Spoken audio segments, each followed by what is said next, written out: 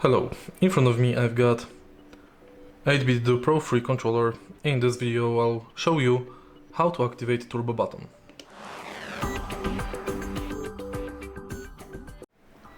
For starters, turbo function does not work with D-pad, home button, L3, L4 buttons,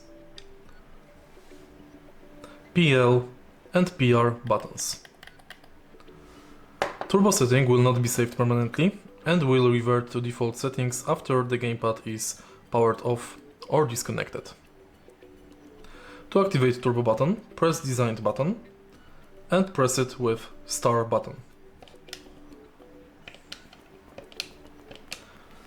If you done it correctly, the home button will start blinking. To enable auto turbo, press it twice quickly. If you find this video helpful, please leave like, comment and subscribe.